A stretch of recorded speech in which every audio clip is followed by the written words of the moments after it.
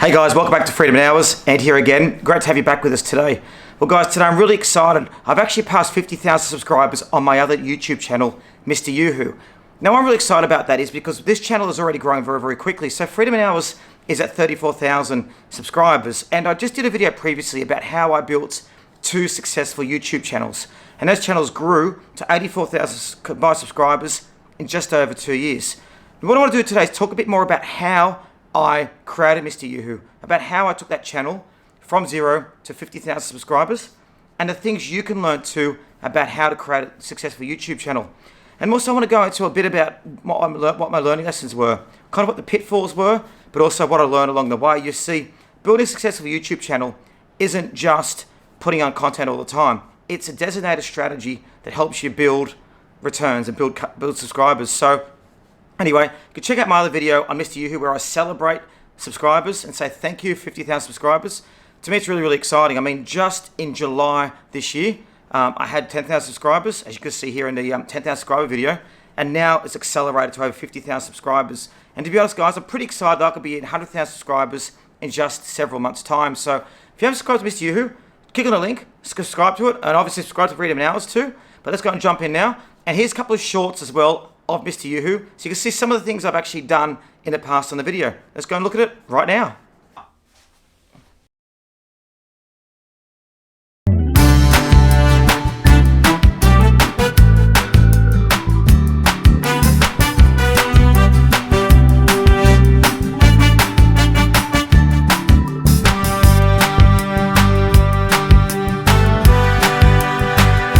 Okay, so one thing I learned early in my YouTube career is that it's not just about making content for content's sake. So if you're building a YouTube channel, you really need to think strategically about the kind of content you're going to be making. Now, that includes not making, videos that are just made on a shaking or made offhand, videos that don't have any script, videos that you just kind of make up along the way. You see, when I first started doing videos, I researched what ideas were appropriate, what people actually liked. I then spent time actually developing a script based on that. So, starting with a video, I know Mr. Yoo-Hoo, you saw my Lead Watch videos. You could probably see very, very early, literally put out the watch, did a conversation about it, put the video. And if you compare it to my most last video I did, which is, say, the Soundcore Q45, I really spent time scripting out the video, what I was going to talk about, how it was going to work. I picked my audience and then built the message around that audience. And you see the thumbnails, the description, the video quality, the using different scenes was all part of that message. So it's very, very important to have a good quality production that you make in place. Now, I guess the third thing, what I thought is if I went to social media, and I spent a lot of time on social media, I could actually promote my products. So I joined chat groups, I joined chat forums, LinkedIn, Twitter, all these places. But I found that a lot of the return I got wasn't really there because I'm spending so much time in actually going to chats and also replying to people's comments. It took me time away from actually developing good content on my YouTube channel. So I stopped doing that. It's not a good idea to be able to do it. I guess the fourth way is, as I said in a previous video, actually building a brand. So Mr. Yoo-Hoo was a brand very similar to Freedom in Hours that I created, which is focused on lifestyle, feeling good and looking good. And initially it was meant to be a channel based on providing advice for health and fitness and stuff like that. But I find Mr. Yoo changed to become more of a product review because that's where the market took me. A lot of my subscribers would say, Andrew, great, can you subscribe this product? And I did have some products that I brought through that, to be honest, were pretty poor. I sent back because, they just weren't up to standard. I think I had a wireless microphone once that didn't actually work. It was very, very poor. So it's a third way is having good products. Fourth way is actually connecting with the audience. You see, Mr. Yoo-Hoo and Freedom Hours, I'm always connecting with my audiences. So if you leave comments, you leave notes, I always reply back to you. I always give you my advice because it's important to actually give back to people. That works really well. So, building 2 channels, one up to 33,000 subscribers, one up to 50,000 subscribers, guys, I haven't done it through just pure luck.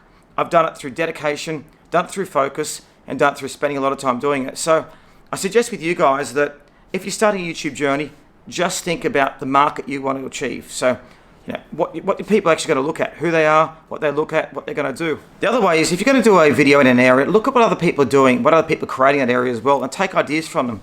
Look at the most popular niches and look at how they present their video and how they're talking. Now, I'm not saying that you need to replicate them. It's the last thing I'm suggesting. But you can get some good ideas about how they produce the videos, how the videos actually look, so you can produce them yourself. You see, you want your subscribers to continually change. So every day, if you're doing the work, you're creating good content. Now, I create at least once a week. People say two times a week. I'm on the fence, to be honest, to see if that works. It doesn't really matter to me. But you need to make sure it's good quality content that connects with audience. But you also need to make sure your description's highlighted effectively. You've got great tags in your videos. You've got a great thumbnail as well. You need to have high click-through. You need to actually make a look. If you see some of the thumbnails I've done, you see how they've really engaged with people as well. But I guess lastly, you need to have a theme. So Freedom in Hours, create the life you desire, is very good thumbnail. Mr. Yoo-hoo, as you can see, I do my Mr. Yoo-hoo. That's my thumbnail.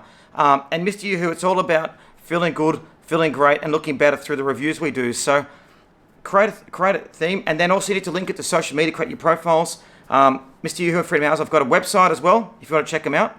But it's really about creating consistent, quality content, connecting with your audiences, creating a brand, and moving on towards that. So hope you've enjoyed seeing that. Again, really excited. Mr. Yoo-hoo has got up to 50,000 subscribers. As you can see, I've got my Mr. Yoo-hoo shirt that I use, similar to Freedom in Hours. Again, it's always about building a brand. Reach out to me if you want any advice on how you can create your own YouTube channel, how you can set it up, how you get to 50,000 subscribers too. But check out other videos. But yeah, again, really excited. And I can't wait to get Freedom Hours to 50,000 subscribers as well. So make sure you like the video, subscribe to both Mr. Yoo-hoo and Freedom Hours. Check out my videos, share with your friends. And yeah, thanks for joining us here today at Freedom in Hours.